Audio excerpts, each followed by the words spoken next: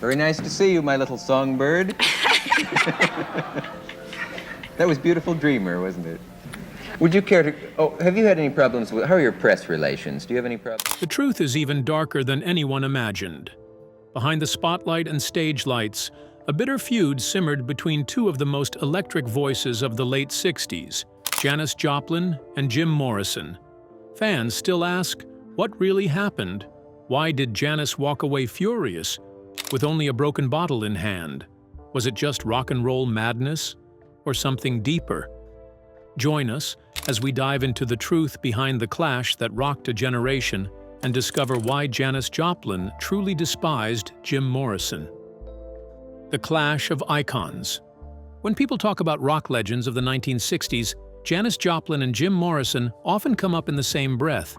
Both were wild, passionate artists who gave their hearts to music, but sadly lost their lives at just 27, joining the infamous 27 Club. They seemed like kindred spirits, reckless, rebellious, and larger than life. But if you had asked Janis, she probably would have rolled her eyes at being compared to Jim. Truth is, she couldn't stand him. Their rocky relationship was far from friendly. Picture a swirling storm of whiskey, drugs, loud music, and bad behavior. That's the world they lived in. And in that world, Jim Morrison's behavior wasn't just bad. It was downright disgusting. Several people have shared stories of Janis having to teach Jim a hard lesson using her favorite weapon, a glass bottle of Southern Comfort whiskey. One of the most talked about incidents happened at a fancy party in Los Angeles. The party was hosted by Paul Rothchild, a well-known music producer who naively thought Janis and Jim might hit it off. His plan? Invite them both to his Hidden Hills bash and hope for the best. Unfortunately, when you mix fiery personalities with oceans of alcohol and mountains of drugs, the best is rarely what you get. Jim was already famous for being wild and inappropriate. That night, the alcohol seemed to light his bad manners on fire. He wasn't interested in a friendly chat with Janis. Instead, he tried to turn their meeting into something sleazy. Janis, the bold and brash queen of rock, wasn't having any of it. Things got so bad that she asked Rothschild to take her home. But Jim wasn't done causing trouble. Like a drunken troublemaker in a bar fight, he stumbled after them, trying to drag Janis out of the car by her hair. That was the last straw. With a swift swing, Janis smashed her heavy glass bottle of Southern Comfort over Jim's head, knocking him flat. Even then, Jim didn't learn his lesson. He kept trying to see her again, but Rothschild had to step in and tell him, kindly but firmly, that Janis didn't want to see him ever again. Jim was heartbroken. But wait, that wasn't their only clash.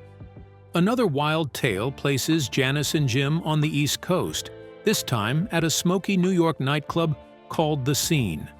It was a star-studded jam session with rock legends like Jimi Hendrix, the McCoys, and many others. The place was alive with flashing lights, thumping music, and the smell of booze and sweat. Of course, Jim was up to his usual antics, drunk and desperately trying to steal the spotlight. As Jimi Hendrix performed his magic on stage, Jim's embarrassing behavior became unbearable. From the back of the room, Janis saw it all. Fueled by irritation and maybe a few drinks, she stormed toward Jim, bottle in hand, drink in the other. Without missing a beat, she cracked the bottle over his head and poured her drink all over him. The chaos didn't stop there. What followed was a wild, messy scuffle. Janis, Jim, and others rolling on the floor in a whirlwind of flailing limbs, flying feathers, broken glass, and tangled guitars. It was like a cartoon dust cloud, with fur, leather, satin, and who knows what else swirling around them. In the end, all three stars, Janis, Jim, and even Hendrix, met tragic fates. Though it's hard to say which stories are true and which are just rock and roll legends, one thing is clear. When you throw three explosive personalities into one room, sparks will fly. Janis didn't just dislike Jim Morrison. She despised his sleazy, drunken antics.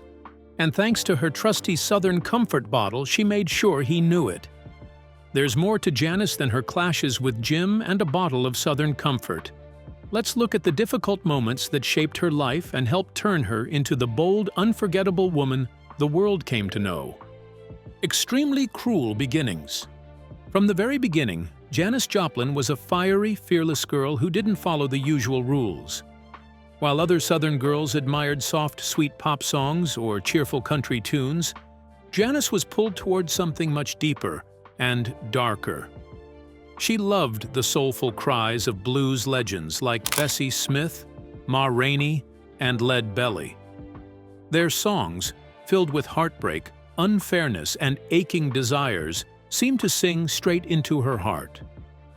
Their raw, honest music made her feel understood in a way no one else did. But back in her small hometown of Port Arthur, Texas, people didn't just fail to understand Janis, they actively tried to crush her spirit. At school, life was brutal. Classmates mocked her relentlessly. Her pimply skin, changing body weight, and tomboy clothes made her an easy target for cruel jokes that left scars that never fully healed. What made it worse? Janis was bold enough to stand up for what was right. In a town divided by racism, she dared to support integration. That brave choice turned her into a walking target. Wherever she went, scorn and sneers followed. Hoping for a fresh start, Janis went to Lamar State College of Technology, and later, the University of Texas at Austin, hoping that people would finally see her talent instead of her differences. But sadly, Austin had its own brand of cruelty.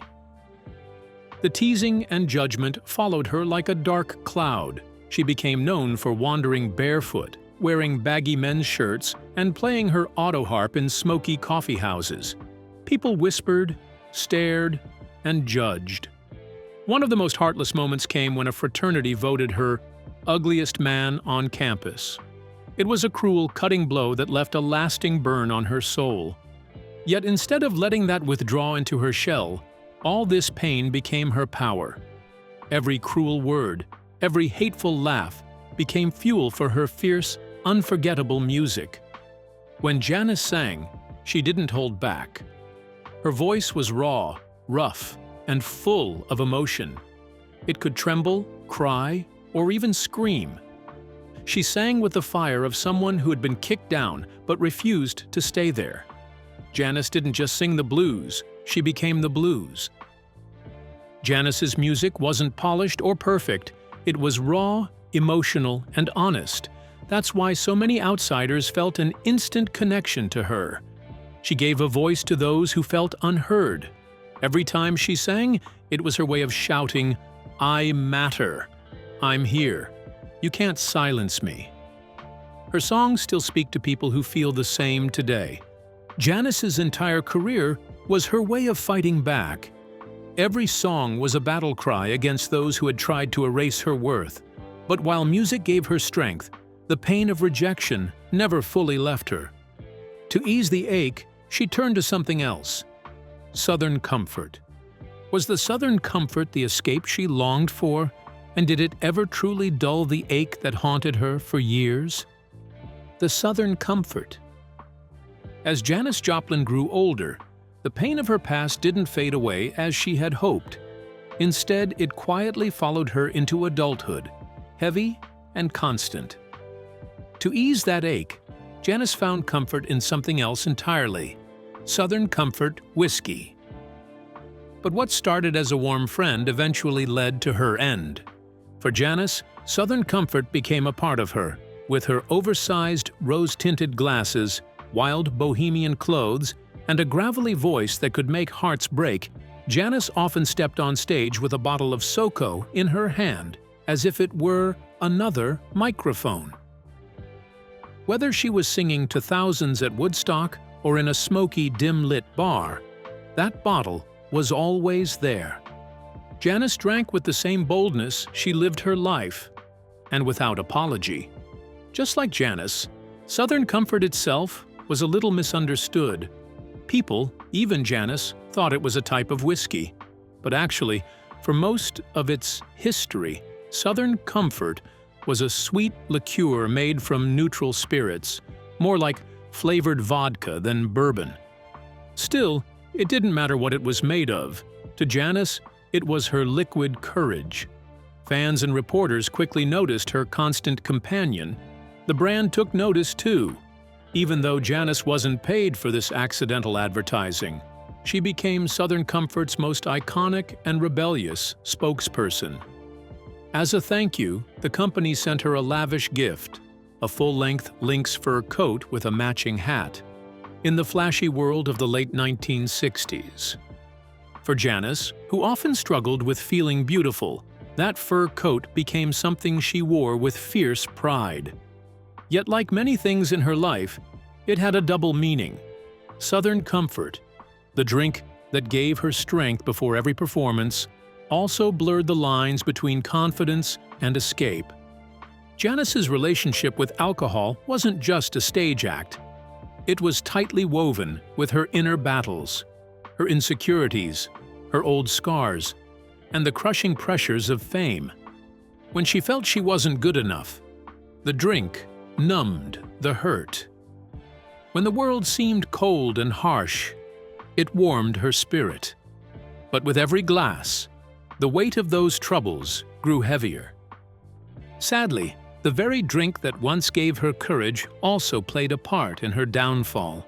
But before we delve into just how it led to her tragic end, let's explore her love life. Did she find solace in love? Nothing ever changed. Even though the world saw Janis Joplin as a wild, free-spirited queen of the counterculture, her love life was often a sad story of heartbreak.